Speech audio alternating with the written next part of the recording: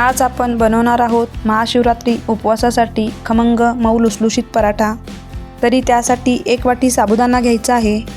सगळ्यात पहिला पराठे करण्यासाठी आपल्याला साबुदाण्याचं पीठ तयार करायचं आहे। तरी त्यासाठी साबुदाणा भाजून घ्यायचा आहे। गॅसवर पॅन ठेवून त्यामध्ये साबुदाणा घालून मीडियम गॅसवर सतत हलवत साबुदाणा फुलेपर्यंत भाजून घ्यायचा। जर साबुदाणा न भाजता पीठ केलं तर साबुदाणा व्यवस्थित बारीक होत नाही, म्हणून साबुदाणा भाजूनच घ्यायचा। त्यामुळे पीठसुद्धा छान बारीक होतं। 3 ते 4 मिनिटं साबुदाणा छान भाजून झालेला आहे। गॅस बंद करून पूर्ण थंड करून घ्यायचं। पूर्ण थंड झाल्यानंतर मिक्सरच्या भांड्यात घालून बारीक वाटून घ्यायचं। वाटून घेतलेला साबुदाणा बारीक चाळणीने चाळून घ्यायचा। चाळून घेतल्यानंतर चाळणीत राहिलेला जाडसर साबुदाणा पुन्हा मिक्सरच्या भांड्यात घालून वाटून घ्यायचं आणि पुन्हा चाळून घ्यायचं। अशा पद्धतीने संपूर्ण साबुदाणा वाटून बारीक चाळणीने चाळून झालेला आहे। व्हिडिओ बघून झाल्यानंतर चॅनलला सबस्क्राईब करायला विसरू नका। त्याचबरोबर बेल आयकॉन पण दाबा। आता आपण उपवासाचे पराठे बनवण्यासाठी लागणारे साहित्य पाहूया। आपण तयार केलेलं साबुदाण्याचं पीठ, 2 उकडलेले बटाटे, मिरची, अर्धा चमचा जिरं, अर्ध्या लिंबूचा रस, बारीक चिरलेली कोथिंबीर। पहिला मिक्सरच्या भांड्यात मिरची आणि जिरं घालून जाडसर वाटून घ्यायचं। आता पराठ्याचं पीठ मळण्यासाठी बाउलमध्ये उकडलेले दोन्ही बटाटे किसून घ्यायचे।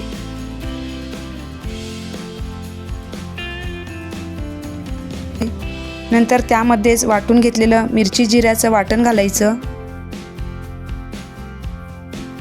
अर्ध्या लिंबूचा रस घालायचा, बारीक चिरलेली कोथिंबीर घालायची। जर तुम्ही उपवासाला जिरं कोथिंबीर खात नसाल तर स्किप करू शकता।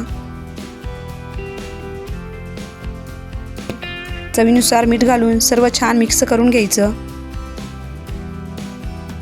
सर्व चांगलं मिक्स करून झाल्यावर आपण बारीक करून घेतलेलं साबुदाण्याचं पीठ गरजेनुसार घालायचं। साबुदाण्याचं पीठ थोडंच घालायचं, एकदम घालायचं नाही।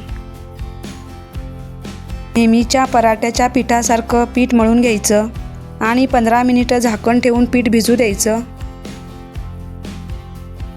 पीठ भिजेपर्यंत पराठ्यासोबत खाण्यासाठी चटणी बनवून घेऊया। त्यासाठी मिक्सरच्या भांड्यात भाजून साल काढून घेतलेले अर्धी वाटी शेंगदाणे घालायचं।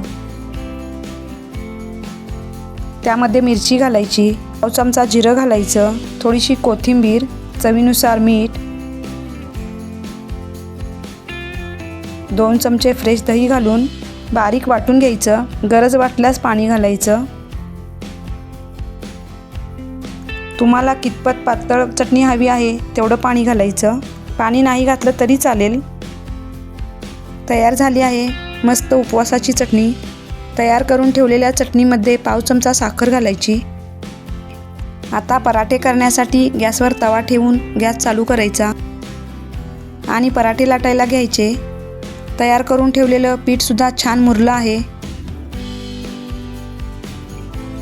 तरी त्याचे चपातीपेक्षा थोडा छोटा गोळा तयार करून घ्यायचा आणि पोळपाटवर ठेवून दोन्ही बाजूला सुकं साबुदाण्याचं पीठ टाकून पराठा मध्यम जाडीचा लाटून घ्यायचा। अशा पद्धतीने उपवासाचा पराठा लाटून घ्यायचा आहे।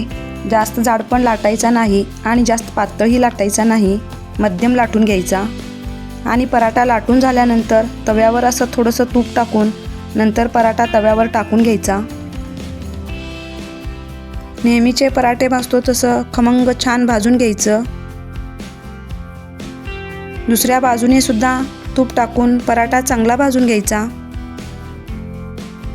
व्हिडिओला लाईक केल्यानंतर व्हिडिओच्या खाली हाईपचे ऑप्शन येते। तरी हाईपचे बटन प्रेस केल्यानंतर खाली ब्लॅक कलरची पट्टी येते, त्या पट्टीवर प्रेस करून व्हिडिओला सपोर्ट करा। दोन्ही बाजूने पराठा भाजून झाल्यानंतर प्लेटमध्ये काढून घ्यायचा। अशाच पद्धतीने बाकीचे सर्व पराठे करून घ्यायचे। व्हिडिओ बघून झाल्यानंतर व्हिडिओला लाईक करा, शेअर करा आणि न विसरता कमेंट करा। माझा व्हिडिओ तुम्ही शेवटपर्यंत बघितल्याबद्दल आभारी आहे।